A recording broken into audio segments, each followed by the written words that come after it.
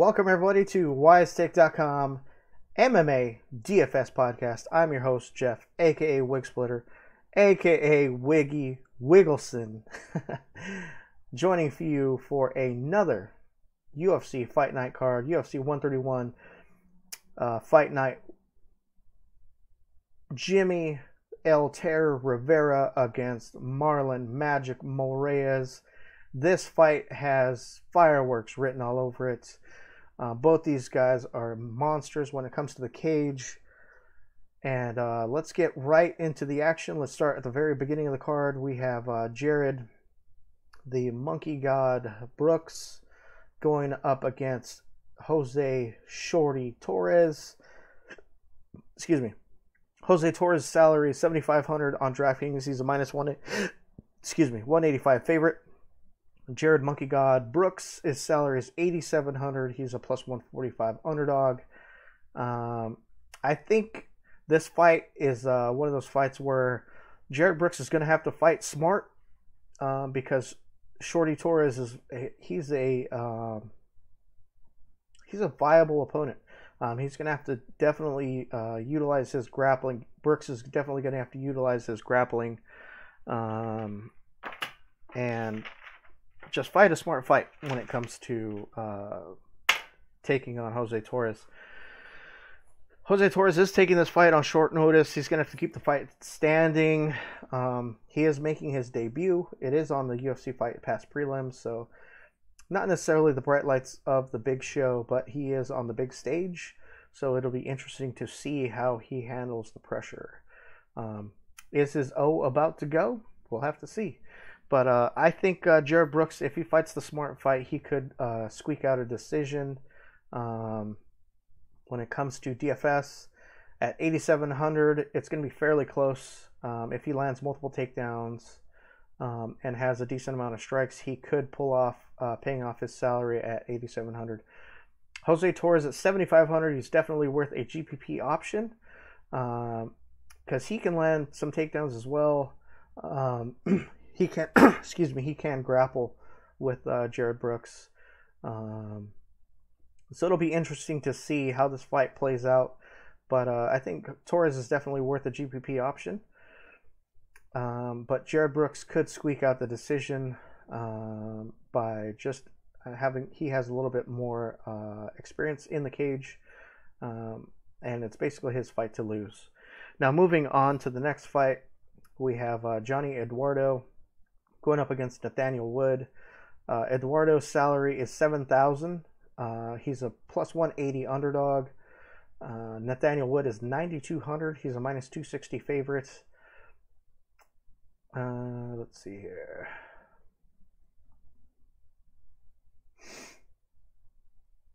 Nathaniel Wood is making his UFC debut going up against Eduardo, who's a Brazilian Jiu-Jitsu expert. He's going to be the typical BJJ guy. He's going to want to take the fight to the mat. He does have a decent amount of striking. He is coming off of a loss, first round KO TKO against Matthew Lopez. Before that, he had a round 2 KO victory over Manny Gamburian. And then before that, he had a loss to round 2 submission loss to Aljamain Sterling. And before that, he fought Eddie Wineland. But Eddie Wineland isn't necessarily, I don't think he's fighting anymore. But mood point. From a DFS standpoint, I think with Nathaniel Wood coming in, making his debut, there's going to be a lot of pressure. He is coming off of a win. He has solid power, good leg kicks. Eduardo, he has decent takedown defense, solid striking. I think this is going to be a fairly close fight, and I think with Nathaniel Wood, depending on how he reacts to the pressure of similar like Torres, he could pull off the victory. It's possible that he could get a second round stoppage due to strikes against Eduardo. But I like Nathaniel Wood from a DFS standpoint. Eduardo, if you feel that he's going to be able to pull off maybe pressure Nathaniel Wood and maybe, grind him, because he is going to have a little bit more experience when it comes to the cage. I mean, 28-11 overall in his career. But he's one of those guys, win one, lose one type of dudes. So I think Nathaniel Wood could pull this fight off and possibly get the stoppage, possibly in the second round. Now, moving on to the next fight, we're going to go over Jessica Aguilar versus Jodie Esquivel. Jodie Esquivel's salary is $7,900. She's a plus 135 underdog. Jessica Aguilar, $8,300 and a minus 175 favorite. Aguilar, I believe, is coming off of a injury. I think it was a knee injury where it sidelined her for a while. Let's see, her last fight was against, I believe, Courtney Casey. I think she lost a decision victory against Courtney Casey, and then before that she had a decision loss against Claudia Gadelha. Both fairly high caliber opponents. She was outstruck both times in those matches. Aguilar's salary is $8,300. She's a minus 175 favorite. Esquivel, $7,900 plus 135 underdog. Esquivel is coming off of a loss as well against Carolina Kovalkiewicz, who is, man, just like high volume striker as well. This fight, I believe Aguilar should have the advantage when it comes to grappling, and if she comes in with a solid fight plan to take Esquivel down and just grind her, she should be able to take her down, probably get her back, maybe work for submission. But it'll be interesting to see how this fight plays out from a DFS standpoint. I could see this fight going to a decision, and both these girls at their salary, I'm not sure if they'd be able to pay them off. So it's probably from a DFS standpoint, I'm going to be fading this fight, but we'll have to see when it comes closer to fight day. Moving on to the next fight, we have the first fight in the FS1 prelims. We have Desmond the Predator Green going up against Gleison Tebow. Both these guys are savvy, gritty veterans.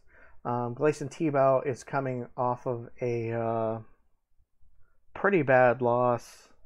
He had 2 losses, I believe. And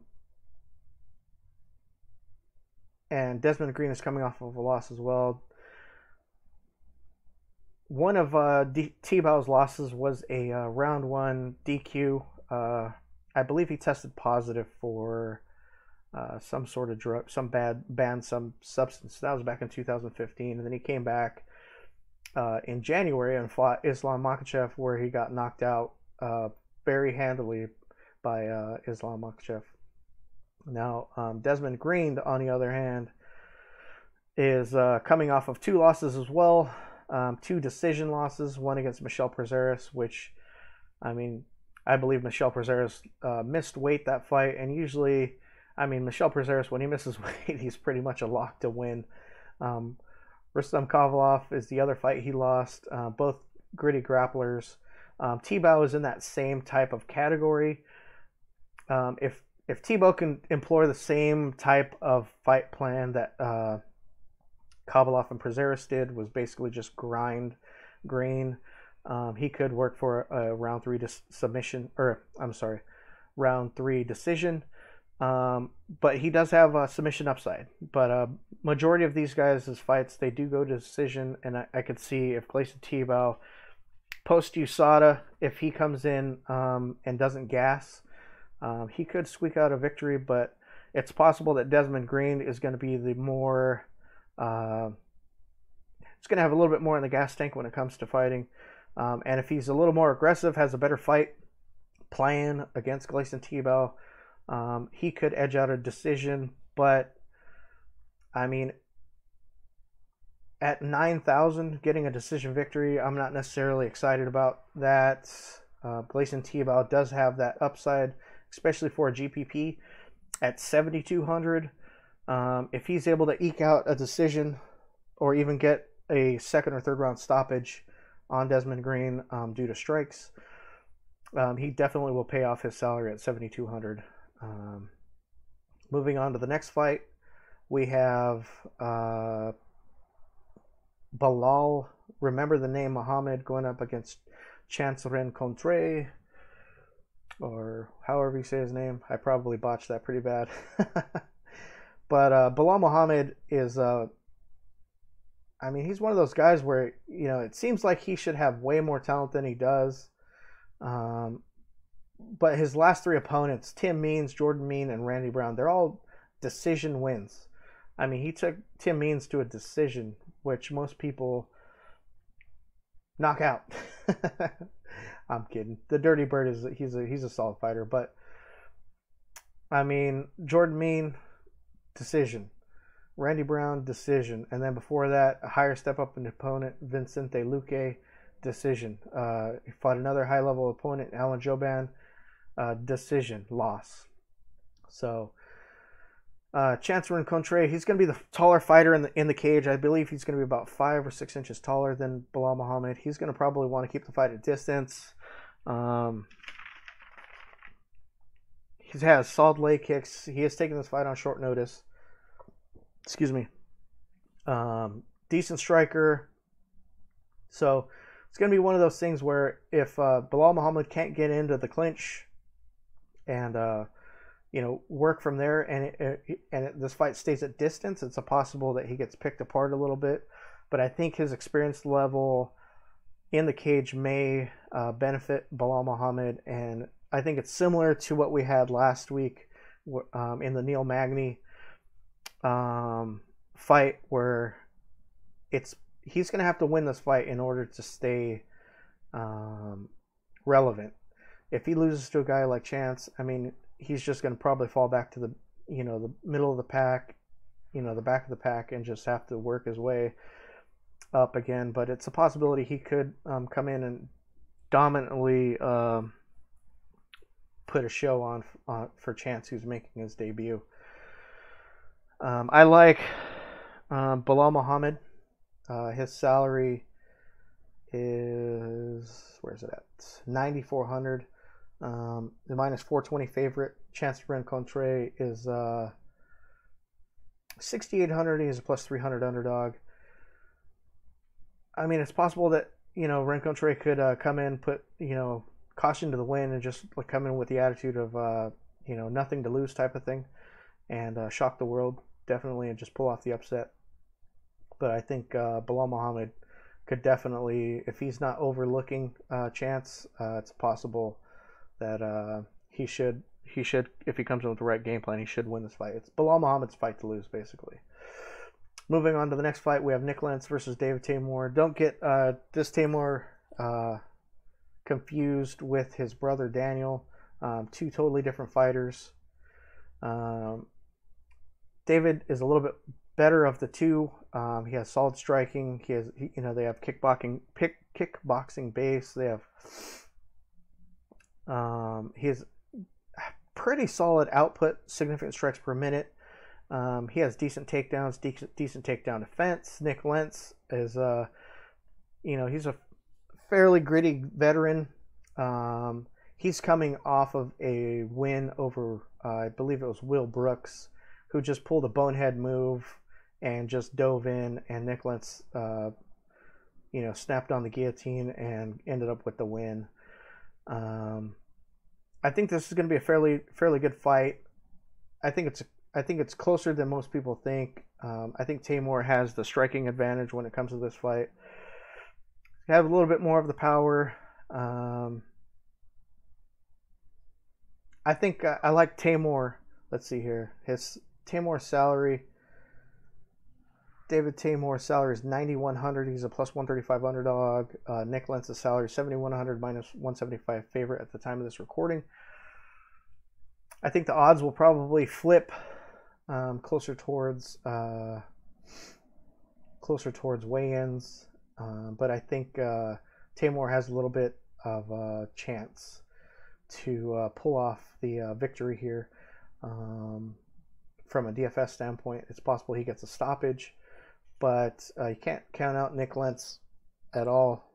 He's a gritty veteran, so I definitely like Nick Lentz for value, but it's going to be one of those fights where it's going to be a little close. Now moving on to the next fight, or the last fight, I'm sorry, on the FS1 prelims is Sijara Eubanks versus Lauren Murphy. Lauren Murphy is going to probably want to grapple with Sijara and pressure Sijara Eubanks.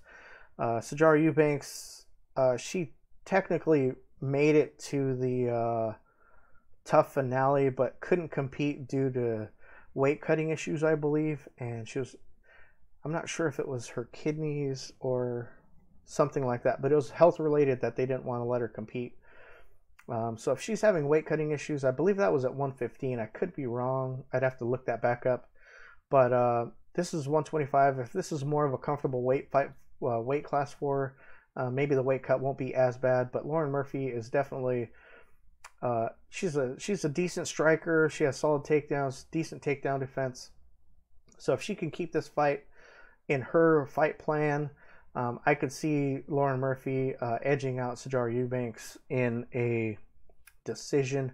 But the one thing we're going to have to monitor this closely, especially from a DFS standpoint, you don't want to zero in your lineups, is make sure if Sijara Eubanks actually makes weight.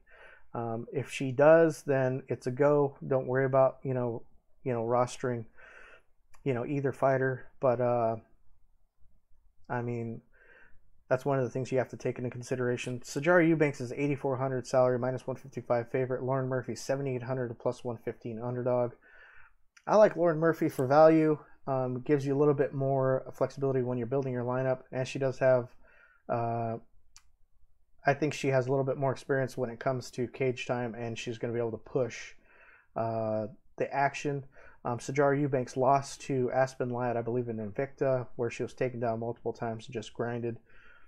So I think Lauren Murphy may employ that same type of that fight plan. Even if she doesn't keep it on the feet, she will have the length advantage. So unless Sijara Eubanks is able to flip the script and pressure Lauren Murphy, I could see Lauren Murphy edging out a decision in this one. Now moving on to the main fight card, we have Smiling Sam Alvey versus Gian Villante. I believe that from a DFS standpoint, this is one of those fights where you're going to have to hedge, because I think both these guys have KO upside. Both these guys have the possibility of being a dud as well. I mean, this could be one of those fights where they basically stare each other down for the first round and a half, 2 rounds, and then in the third round they start slugging it out. Sam Alvey has shown that he has cardio issues, but he's fighting at 205 now. The weight cut shouldn't be too bad. He took a fight on short notice his last time out against Micah Pershino, and Pershino had some of the dumbest fight IQ. He came rushing at Sam Alvey with his hands down and just got KO'd. I mean, he got knocked out. It was just horrible. Gian Villante is a solid striker. He's going to want to watch out for Smiling Sam's counterpunching. He's going to want to fight a smarter fight. I don't think he's going to be dumb enough to put his hands down at his waist and just march in with his chin up in the air to let Smiling Sam tag him, because definitely both these guys can put each other's lights out. I'm not sure how I'm leaning on this fight, but from a DFS standpoint, both these guys have the upside. Smiling Sam's 8,500. He's a minus 170 favorite. Gian Villante 7,700. He's the plus 130 underdog. Now, both these guys, their salaries are workable, so you can definitely build a lineup around each one of them and work from there. And you should be able to put yourself in a position where you should have a pretty solid build. But I'll have a little bit more input when it comes to the premium article, which will have a lot more fight detail, fight breakdown, and who I'm leaning, how the roster build should go, and go from there. Now moving on to the next fight, we have Julio Arce going up against Daniel Tamor.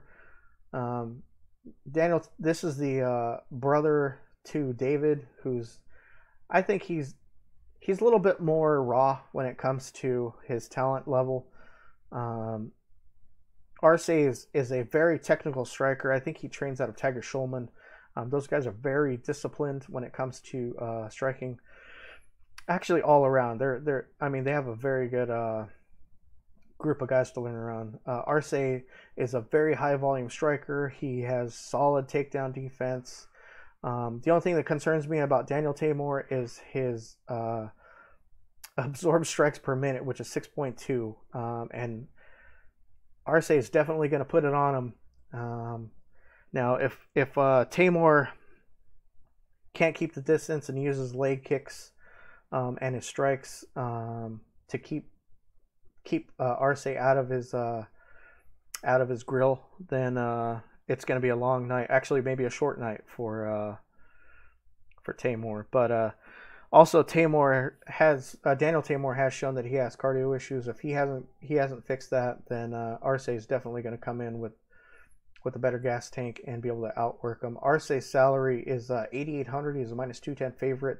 Daniel Tamor 7,400. He's a plus 175 underdog. I definitely like Arce. He has KO upside. He has submission upside. Even if it goes to decision, I think he's going to have a high output of strikes to be able to put him in a position where he pays off his salary.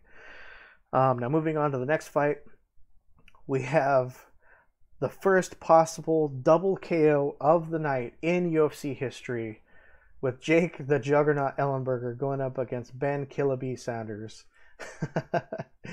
Both these guys are coming off of pretty horrible losses. Saunders is coming off of a devastating loss at the hands of Alan Jouban. Jake Ellenberger is coming off of, it looked like he was sent into the shadow realm with that elbow from Mike Perry. It looked horrible. But Jake Ellenberger he has KO upside. Ben Saunders has KO and submission upside. So depending on how this fight plays out, I think I'm going to build or line up around each of these guys as well. So like, let's say you have an Ellenberger Vellante line, and then you have a Saunders Alvey line, and then you have a Sanders Vellante line and a Ellenberger Vellante line, and then you build from there. You could do that, because I think one of these guys is going to get knocked out, and it's hard to say which one, because they both are coming off devastating losses. It wouldn't surprise me if one of these guys retire after this fight. Ellenberger's salary is 8,600. He's a minus 185 favorite. Saunders' salary is 7,600, and he's a 145 underdog. None of I don't see these guys cash viable. This is a GPP option only.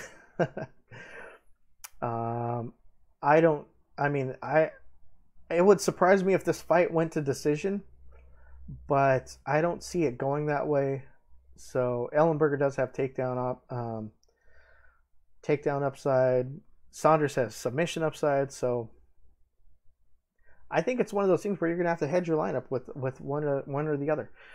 But I'll have a lot more input when it comes to the premium article and the live stream that's going to be out Friday morning. But moving on to the next fight is Walt Harris versus Daniel Spitz. If you remember, Daniel Spitz, he had a quick knockout of Anthony Hamilton, where he just Hamilton came rushing in with his head up and his arms out, just not necessarily. He was trying to go for a double leg takedown, and just Spitz just nailed him with a solid. I think it was an uppercut, almost like a shovel punch, and just knocked him way out. Walt Harris is coming off of a DQ loss where Mark Godbeer. He was definitely winning the fight. To me, it looked like he kicked him on the inside thigh. He could have grazed the nuts, but Godbeer said that he got hit in the nuts. And the referee, to me, he didn't seem like he said stop. in time, and then Godbeer or Walt Harris was already in the motion of putting a head kick, and he hit Godbeer in the head with a head kick, and then Godbeer knew that he was basically losing the fight, so he basically said he can't continue because he felt dizzy, which DQ'd Walt Harris for the technically late hit. But these guys are heavyweights. They both have power. They both have... Spitz has submission ability. Walt Harris has lost by submission. He's lost by submission to Fabricio Verdum. Walt Harris is going to be the better grappler in this fight. His salary on DraftKings is $9,300. He's a minus 300 favorite. Spitz salary is $6,900. He's a plus 220 underdog. I definitely could see putting Spitz in a GPP lineup. It'll give you a lot of flexibility to put some of these higher priced guys in there. But it's definitely risky. He could basically get ground into the mat by Walt Harris. I don't think Walt Harris is going to be dumb like Anthony Hamilton and just rush in there with his head up and get caught with something crazy like that. But one thing that I did like about Spitz and his comments post-fight was he said he watched film, and he said he always watches film of his opponent, and he uses that against them. So like he tries to find their weakness. Him and his coaches try to find their weakness, and he saw that Anthony Hamilton rushes in with his head up, and he knew that that was a possibility for him to catch him. So he's a very smart fighter when it comes to that. So I like that. And for if going into a GPP, if you have a guy that's just not going in blind, he's doing his homework. So he does have the GPP upside for either submission or KO upside because they are heavyweights. But I like Walt Harris in this fight, definitely. Now moving on to the co-main events, we have Gregor Gillespie going up against Vince Pichel. Vince Pichel is his salary on DraftKings is $6,700. He's a plus 325 underdog. Gregor Gillespie's 9,500. He's the highest guy on the slate because he is a DFS machine. He's a minus 45 favorite. Vince Pichel, excuse me, he's currently on a 4-fight win streak. His last loss came at the first round. It was a KO by Rustam Kavalov. But he reeled off 4 straight wins against Garrett Whiteley, Anthony Njoku, Damian Beatdown Brown, and Joaquin Silva. Now, Gregor Gillespie is he's currently undefeated in the UFC. He's 4-0. He's beaten the likes of Gleico Franca, Andrew Holbrook, Jason Gonzalez, and Jordan Rinaldi. Jordan actually clipped Gregor and had him sort of stunned in that first round. And then his recovering ability was just insane. Like he ended up going for a double leg takedown and then just ended up knocking the shit out of Jordan Rinaldi. I like Gregor Gillespie when it comes to DFS because he has takedown upside. He has high strike output upside. Plus he's just a straight monster. Vince Pichel is in the same category. Their records are fairly similar. They're both riding some pretty solid win streaks right now. Is this where Gregor's O has to go? I'm not sure, but if there's anybody who could test him this early in his career, I think Vince Pichel is the guy. Do I see it happening? It's possible. Anything could happen with 4-ounce gloves, but I do see Gregor Gillespie coming out victorious, possibly with a third round decision. I see this as a hard fought fight. Do I see him paying off his salary? It's going to be close. I do see it close. I do see Vince Pichel as a GPP upside just because he is a very viable opponent. And of all the underdogs, I think he has the best probability to pull off an upset or at least keep it close. If it goes to decision, it could be 50-50. I mean, it could be a coin toss. But it's going to be one of those fights where, it's going to be a real good test for Gregor Gillespie and his talent level, because Vince Pichel is definitely higher in talent than what he's faced currently. Now, moving on to the main event, we have Jimmy El Terror Rivera going up against Marlon Magic Moraes. This is going to be a scrap. It's a 5-round fight. I think Jimmy Rivera is the better fighter of the two, but you can never count out Marlon Moraes. Marlon Moraes' salary is $8,000, and Jimmy Rivera's $8,200. Minus 115 favorite for Jimmy Rivera and minus 105 favorite for Marlon Moraes.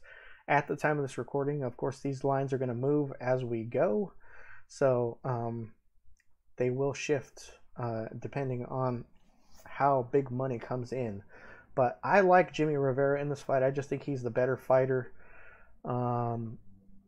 I do have a lot of respect for Marlon Moraes, but a lot of his fights that he has fought in, like against John Dobson, that was a questionable win.